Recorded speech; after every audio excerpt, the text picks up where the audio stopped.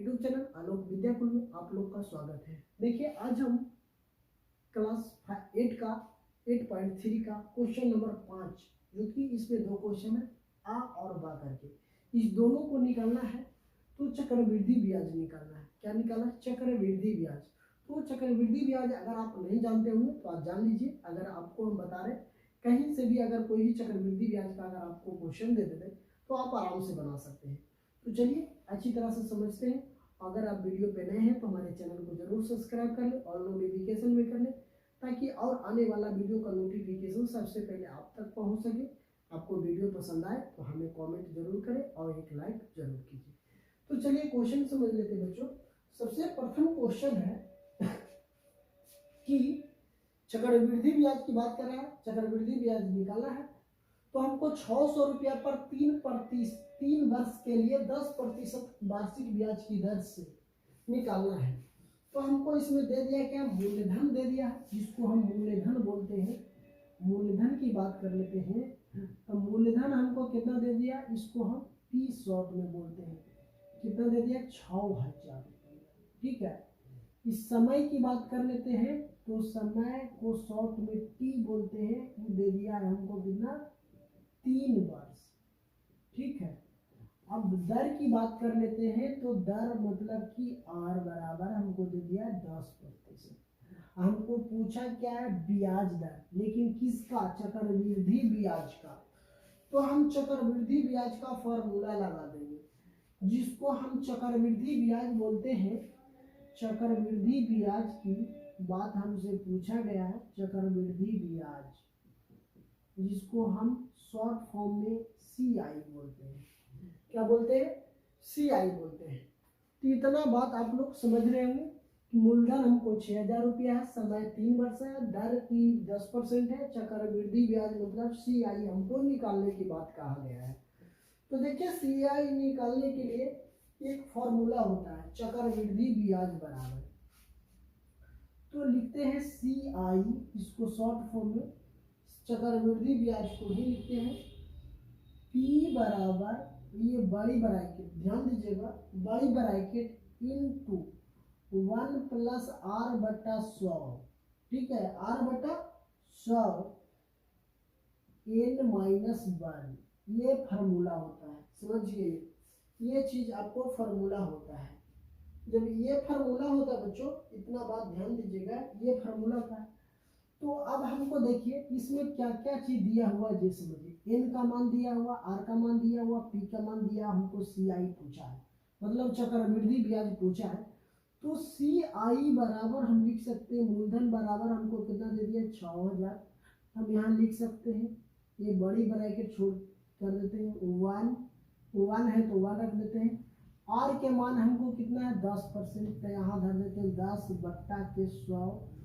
N का मान हमको 3 साल दे दिया, तो N के मान 3 साल, माइनस के 1 है तो माइनस के 1। इतना बात समझ रहे हैं। अब देखिए सबसे पहले इसमें हम छोटी ब्रैकेट में काम कर दे, तो छोटी ब्रैकेट को ऐसे 0 से 0 कट गया। अब हमको CI बच गया 6000। कितना हो जाएगा? अभी हमको हो जाएगा 1 प्लस 1 बट्टा के 10 इंटू 3 माइनस 1। ये बात समझ गए। अब देखिए CI बराबर हमको हो जाएगा 6000। अभी ब्रैकेट है, इसके नीचे कुछ नहीं तो 1, तो 10 और 1 के एलसीएम लेंगे, कितना हो जाएगा? 10। यहाँ हो जाएगा 10 प्लस 1 इंटू 3 माइनस 1। कोई दिक्कत नहीं। अब देखिए CI बराबर, अब हम निकाल देते हैं 6000। अब इसको जोड़ देंगे, कितना हो जाएगा? 11। कितना हो जाएगा बच्चों? 11। इसको हम 11 बट्टा 10 भी कर सकते हैं, बाई 3 माइनस 1। ठीक है, ये ब्रैकेट है तो अभी ब्रैकेट में ही रहने देते हैं। जब इतना कर दिए तब हमको क्या करना है कि इतना यदि कर दिए तो अब देखिए, अब हम यहाँ चलते हैं। यहाँ से देखिए क्या करते हैं बच्चों कि जब इतना है CI, हमको CI की बात कर लेते हैं। तो 6000, ये 6000 है, ब्रैकेट में छोड़ देते। अब इसका 11 बटा 10 का क्यू जानते हैं कितना होता है? अगर आपको नहीं पता है तो 11 गुने 11 करेगा, 11 गुने 11 गुने 11 करेगा तो 1331 होता है। हम इसको डायरेक्ट यहाँ लिख सकते हैं 1331। और 10 को करिएगा क्यू, मतलब 10 को गुना करिएगा 3 बार तो हमको कितना हो जाएगा 1000 बटा -1 तो -1 रहने देते हैं, कोई दिक्कत नहीं है। इतना बात आप लोग। अब देखिए ये तो बड़ी छोटी ब्रैकेट की कहानी खत्म हो गया, छोटी ब्रैकेट की कहानी खत्म। यहीं से यहाँ से क्या आ गया, बड़ी ब्रैकेट बच गया। जब बड़ी ब्रैकेट बच गया तो अब हमको क्या करना है कि देखिए CI बराबर 6000 है तो 6000 लिख देते हैं इनटू, इसके नीचे कुछ नहीं तो 1 है तो ऊपर में 1331 माइनस, इसको हम एलसीएम जैसे देखिए ये 1 है तो इसके नीचे कुछ नहीं तो 1, इतना का एलसीएम लेंगे तो कितना हो जाएगा 1000। तो 1000 1 से भागा देंगे, 1000 में तो आएगा 1000, तो 1000 से इतना में गुना कर देंगे तो हमको टोटल कितना आ जाएगा 1000। यही मेरा हो गया CI। अब देखिए तो अब हम क्या कर देते हैं, ये CI बराबर 6000 इंटू, इसको इतना में से अगर 1331 में से 1000 घटा देंगे तो हमको बच जाएगा 331 बटा के कितना 1000। अब हमको CI बराबर हो गया 6000 गुने 331 बटा के 1000। 3 शून्य से 3 शून्य क्या हो गया, कैंसिल हो गया। अब CI बराबर हमको हो जाएगा 6 गुने 331, इसीलिए CI बराबर गुना कर दीजिए 6 कम 6 छोटिया 18 1 छोटिया 18 1 19, मतलब कि हमको चक्रवृद्धि ब्याज हो गया 1986 रुपया। हमको कितना हो गया 1986 रुपया क्या हो गया, इसका चक्रवृद्धि ब्याज हो गया। ठीक है, तो फर्स्ट क्वेश्चन हम लोग अच्छी तरह से समझ गए। उसी प्रकार से दूसरा क्वेश्चन हम समझ लेते हैं। देखिए दूसरा क्वेश्चन में भी बच्चों अगर आपको कहीं भी दिक्कत हुआ होगा तो आप हमें कमेंट करके जरूर बताएं, हम इसको और दूसरे विधि से बता सकते हैं।